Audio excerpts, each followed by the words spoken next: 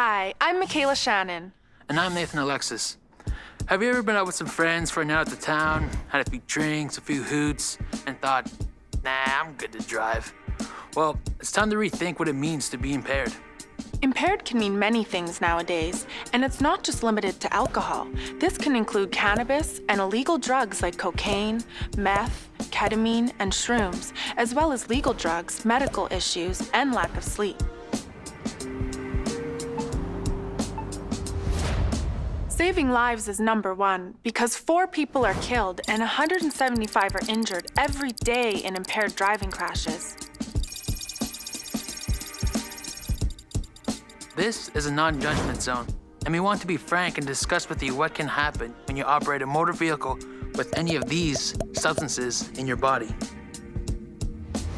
In Alberta, there are different laws regarding impairment for those of you who have a graduated driver's license, also known as a GDL. Alberta has a zero-tolerance policy for GDL drivers. This means no alcohol, no cannabis, no illegal drugs in your bloodstream.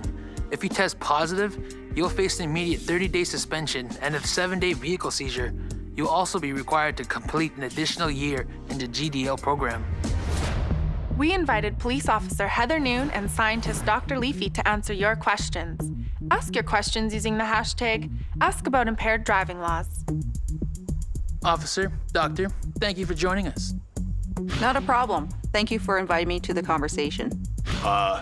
Looking forward to taking questions. Constable Noon, can you tell us the impaired driving trends of young people today? Yes, we've seen an increase in impaired driving with both drugs and alcohol offenses. We want new drivers and youth to be safe and have all the facts so they can make the safest decision when they get behind the wheel. We have our first question for Dr. Leafy. What effects can drugs and alcohol have on drivers?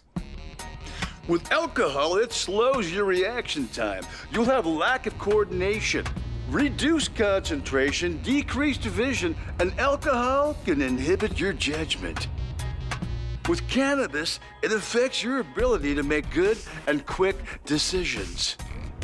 This means a reduced ability to divide attention, poor time and space perception, and difficulty concentrating. In all cases, driving impaired is incredibly dangerous.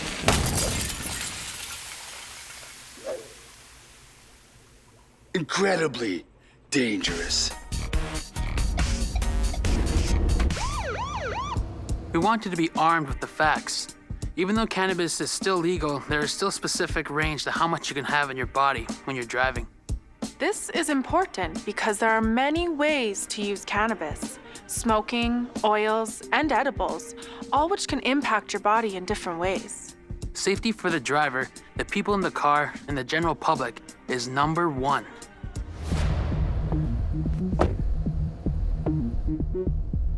Hello, how you doing tonight? Good, Alberta Check Stop. Just here to check your sobriety tonight, okay? Okay. Constable Noon, could you walk us through a roadside stop? If we suspect that a driver is intoxicated by either drugs or alcohol, you will be pulled over.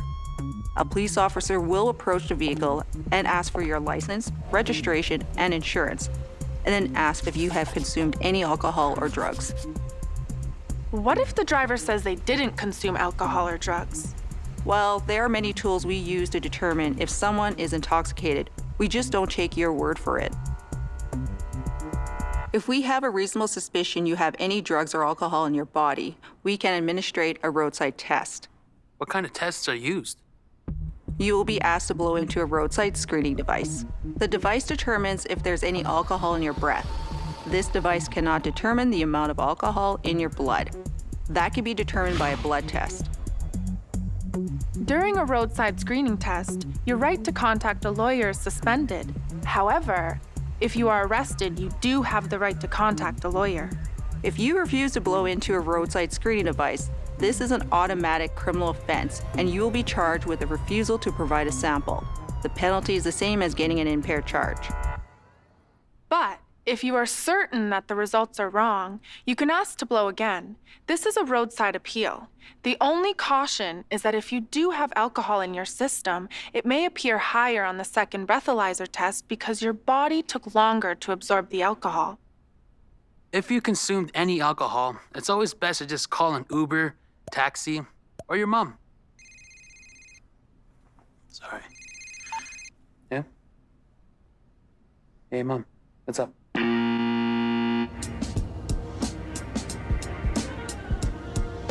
Perfect, just like that. Constable Noon, what would happen if you blow between 0.05 and 0.08 grams on the roadside test? In Alberta, we have provincial penalties called immediate roadside sanctions and are not considered criminal charges under the criminal code.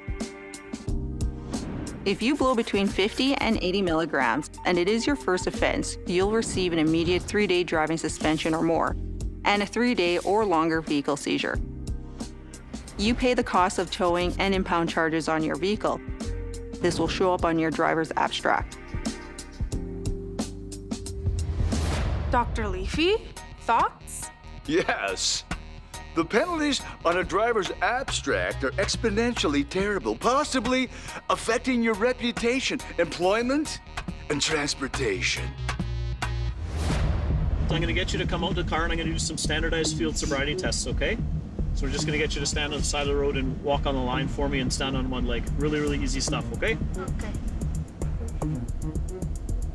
So I need you to look at the top of the pen, take 9 heel-to-toe steps down, turn around and take 9 heel-to-toe steps back, okay? When stopped by the police, if you blow over 80 milligrams of alcohol, you will be charged under the Criminal Code of Canada. You will receive an immediate 3-day vehicle seizure and an automatic 90-day driving suspension where you'll not be allowed to drive under any circumstances. If proven guilty in court, you'll receive a 1-year or more driving suspension, a $1,000 or more fine, and you'll have to enroll in the mandatory ignition interlock program. If you choose not to participate in the ignition interlock program or can't afford it, you will remain suspended with no ability to drive legally. I do smell the odor of burnt cannabis inside the vehicle, though. I'm going to get you to provide a sample of your oral fluid into a screening device in my vehicle. Do you understand? What if you are pulled over and are suspected of cannabis use? Well, if you're suspected of using drugs, we would use a standardized field sobriety test, then use an oral fluid device. If we have reasonable grounds to believe you are impaired by drugs, you will be tested by a drug recognition expert, also known as a DRE, and we can demand a blood test. Your car will automatically be impounded. Impounded at your cost, FYI. The impoundment fees can be very, very friggin' expensive. That's correct. And then you may be taken to the police station or hospital to do a blood test. What if the driver doesn't comply, either by not doing the test or is refusing to go to the police station? You will be arrested and charged under the criminal code with refusal to provide a sample. Brutal. Our main concern is for the safety of the driver and the citizens on the road. We are now going into our lightning round called Myth or Truth. You can wait in your vehicle without driving until you are no longer impaired. Myth or truth? Myth. Correct. If the vehicle is not in motion, you can still be charged for being impaired because you could potentially set the car in motion. Next question. Police need a reason to pull you over. Truth. Correct. Truth. However, if it is unclear, you can ask what the reason is. You ready for the last question? You can drink energy drinks and eat a big meal to sober up. Oh, truth. Myth.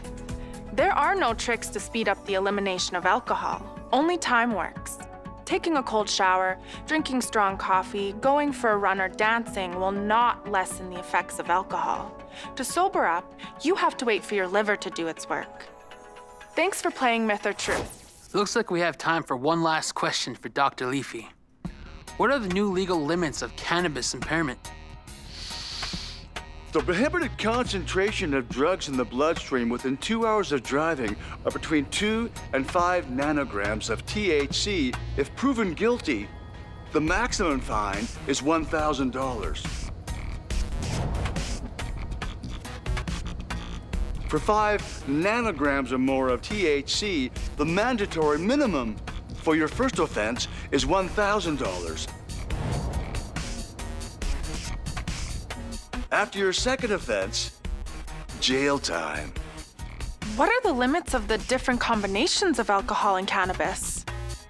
For a combination of 50 milligrams of alcohol and 2.5 nanograms or more of THC, the mandatory minimum for your first offense is $1,000. And after your second offense, jail time. Wow, steep fines. And this law applies to people with medical authorization for cannabis use too? Correct. This is some complicated stuff, but it's important to know so you can make the most informed decision.